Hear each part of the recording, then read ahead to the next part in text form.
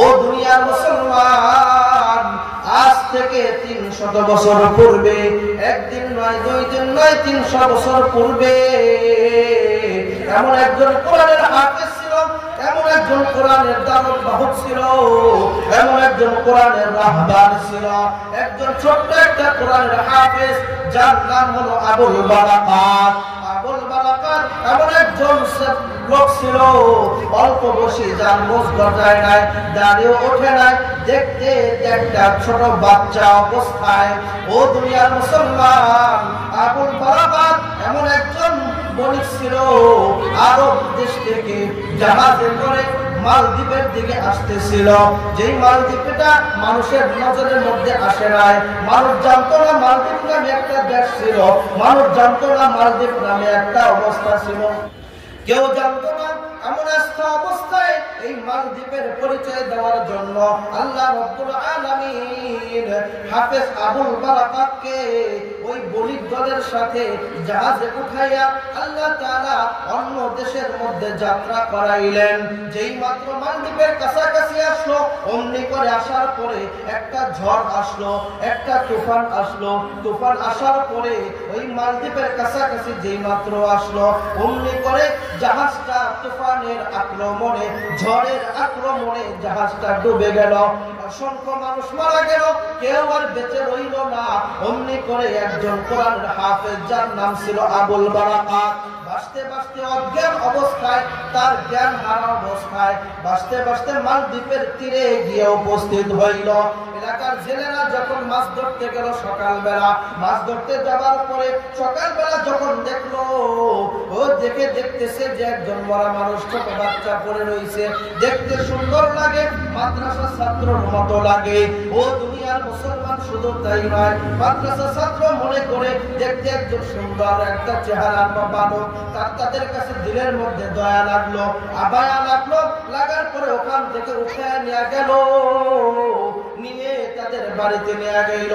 এমন একজন বুড়ির বাড়িতে গেল, যেই বুড়ির কোন ছেলে সন্তান ছিল না, ওই সন্তানটাকে লালন পালন করার মতো কেউ নাই, কেউ ছিল না লালন পালন করার মতো। এই বুড়ি একজন ওই বুড়ির বাড়িতে দিল, যেই বুড়িটার একটা শুধু কন্যা ছিল, আর কোন ছেলে সন্তান ছিল না, স্বামীও ছিল না, আত্মীয় স্বজনের মধ্যে তেমন কোন সম্পর্ক ছিল না, একদম বুড়ি হয়ে গেছে। বুড়ির বাড়িতে ওই হাফেজ আবুল বারাকাত বসবাস করতে থাকে। ওই দেশের এমন একটা নিয়ম নীতি ছিল, যেই নিয়ম নীতিটা হইল, ওই এলাকার মধ্যে বছরে একবার ঝড় আসে, একবার তুফান আসে, একটা দেও এসে ওই এলাকার মানুষদেরকে, অসংখ্য মানুষদেরকে মেরে ফেলা হইত, নারী পুরুষ সকলে মারা যাইত। এখন ওই দেশের বাদশা নিয়ম করে নিল, আর এভাবে আমরা মরতে চাই না, এভাবে জীবন আর দিতে চাই না। ও দুনিয়ার মুসলমান, এভাবে আর জীবন দিতে চাই না। এখন কি করা প্রয়োজন? বাদশা পরামর্শ করে জানাই দিল, প্রতি বছর একদিন চন্দ্রময় দিন, রাত্রটা যে হবে চাঁদের রাত্রে, আমাদের এলাকা থেকে একজন মানুষকে, একটা মহিলাকে, সব থেকে সুন্দরী রূপসী মানুষটাকে সুন্দর করে সাজিয়ে গুছাইয়া তাদের মন্দিরের মধ্যে নিয়ে যাওয়া হবে। ওখানে রাত্রি যাপন করবে, দাও জিন করে আইসা ওইটাকে মেরে ফেলবে, কন্যাটাকে, ওই সুন্দরী রূপসীকে মেরে ফেলবে। মেরে ফেলার কারণে একদিন 2 দিন এমন করতে করতে ওই এলাকার মানুষগুলো নিরাপদ হয়ে যায়, আর দেও আসে না, আর ঝড় তুফান ওরকমের দেখা যায় না। ও দুনিয়ার মুসলমান, একদিন 2 দিন করতে হাফেজ আবুল বারাকাত চিন্তা করলো, এতদিন যদি এভাবে চলে যায়, এলাকার শত মানুষগুলো, এলাকার যত নারীরা রয়েছে, এলাকার যত সুন্দরী মহিলারা আছে, সব একে একে একদিন ধ্বংস হয়ে যাবে, কেউ থাকবে না। এক পর্যায়ে আবুল বারাকাত চিন্তা করলো, আমি আগামীকালকে আমাকে যদি ওখানে নেওয়া হয়, ঘটনা ছোট করে দিলাম, এরপর আরেকজন আছে তো। ও দুনিয়ার মুসলমান, হাফেজ আবুল বারাকাত চিন্তা করে নিল, আমি আগামীকালকে যাইব। বুড়িকে পরামর্শ করে বলল, ওই দিন ছিল বুড়ির কন্যাটার পালা। চিঠি চলে আসছে, বাদশা চিঠি দিয়েছে, আগামীকাল সন্ধ্যাবেলা তোমার মেয়েটাকে সাজায় রাখবা। আমার বাহিনী যাবে, আমার ফোর্স যে তোমার মেয়েটাকে পালকিতে করে নিয়ে যাবে, মন্দিরের মধ্যে রেখে দিবে সমুদ্রের পারে। আর এই ফোর্স পাওয়ার পরে, চিঠি পাওয়ার পরে বুড়ি কান্নাকাটি করতেছে।